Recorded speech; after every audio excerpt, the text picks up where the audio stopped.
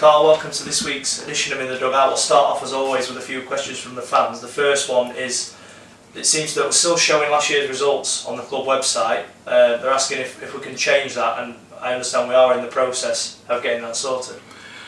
Yeah, there's, our website was came through the RFL, and there is some parts on the website that's controlled by the RFL, but I understand you boys are speaking to them and trying to get those the areas where we need to improve on and bring them back in house, and so we can update them. But the fixtures and all that sort of stuff, and the league table, and I think the try scorers and all that, they're all controlled by them, but we are in the process of trying to sort that out.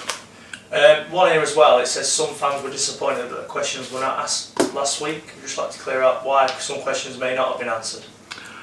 Oh, listen, we're all here for some fair questions, and if you're going to come in and ask some what I think are not fair questions, I won't answer them, because I'm not going to go into it. But this is something for the fans, and originally I wanted to do this and have some fun with it and all that, and all of a sudden it's turned into a question and answer thing. I was going to get players on and all this, but it seems to have sort of got into the fans wanting to write in, and I'll answer any question. If they want to come and ask me some of the questions that weren't answered personally, I'll answer them to them personally. But I'm not going to come on a forum and answer a question which I just think is very, very foolish or unjust.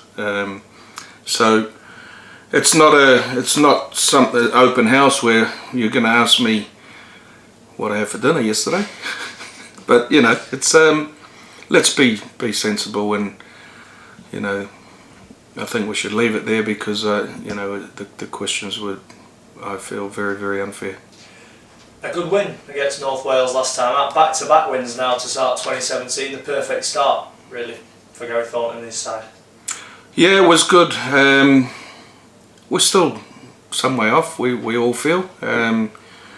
But it was for half an hour I thought we were red hot, and you get a big score up, and then game gets a bit sloppy, and officials maybe start feeling a little bit sorry for them and give them everything, and it sort of, you lose your momentum.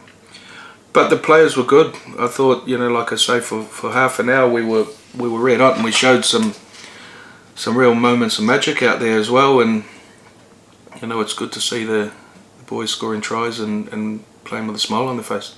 I was just going to say that the attack flowed 40 plus points on the board, 9 tries. Obviously the scoreline could have been even more if we'd have kicked a few more conversions, but the attack's been maybe under a little bit of scrutiny in the first few games of 2017, but we really pressed home our advantage in that little 15-minute spell in the first half against North Wales. Oh yeah, listen, hopefully the attack's sharp at their back end. You don't want to be sharp straight away, do you? But there's reasons for that we know about. But and we'll come good. To win the first game by 20, win the next game by 40, it's an improvement. And I'll tell you now, mate, going over to North Wales, everyone in the bus, we just wanted to win the game. If we would have won the game by 10 points, we would have been happy. At the end of the day, you've got to just get the W. And people think if we've had a 44, 50 point win, we've been outstanding and all that. If we've had a 10 point win, sometimes you're really good in a 10 point win as well.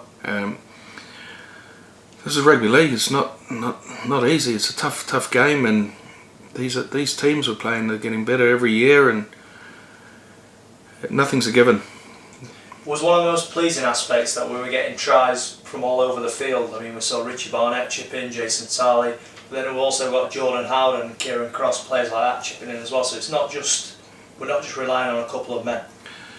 No, and listen, with the competition of places, the boys in the middle of the park win your games, and that's always the case. And there's that much competition now in the pack, and if you're not on the money, you probably won't play the next week. So they're also got to be selective on their passes, and sometimes when you get a bit of a scoreline on, they'll start flicking them all over the place. But you can see the boys have even holding on, and if it's not on, it's not on, and we're in a good position. Moving on to flicked passes then, we saw a little bit on social media in the week of Fecker's offload against North Wales. Just how impressive was that? Listen, it was. I thought, we need to go and show people that the reason we put it out is I showed the big boss, and he said to me, "You need to put that out on any social media you can, because we need people to come and have a look and say, gee, the Doncaster, they look alright." Not only was it the flick pass, it was also the finish with, Wrighting making the break, giving it to Tarley, then Tarley fending off, someone at the back end there who come flying across.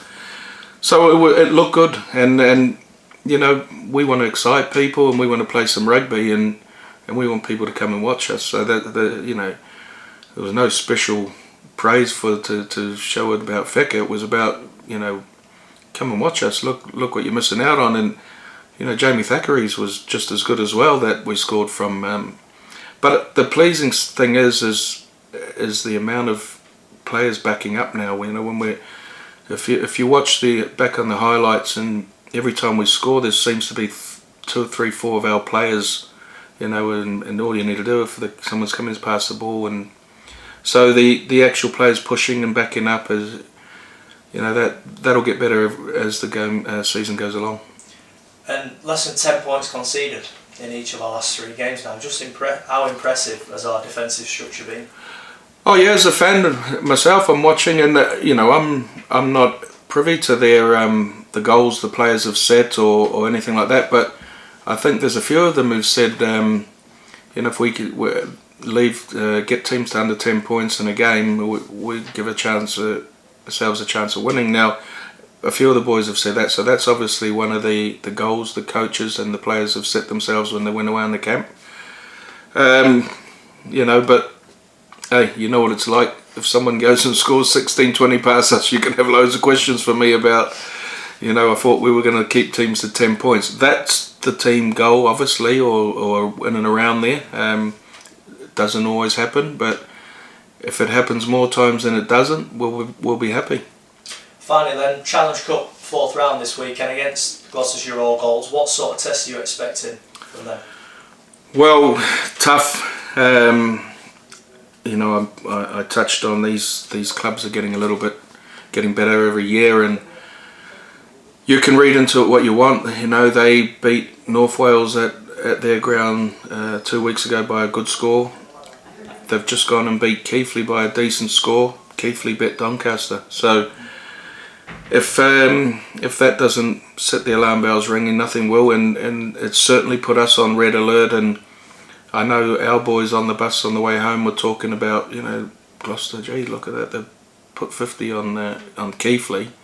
So they're already thinking about that. So they will be, they won't be complacent. They'll be ready for the game. And Challenge Cup is great for the clubs, and it's something, we're grateful that Gloucester asked us to reverse the fixture. We just need to make sure that we repay the thanks, and we hopefully try and get the win. And we need, the Challenge Cup is for everyone to try and get a big club and get some finances in the club, and so it's a very, very important game for us as a club.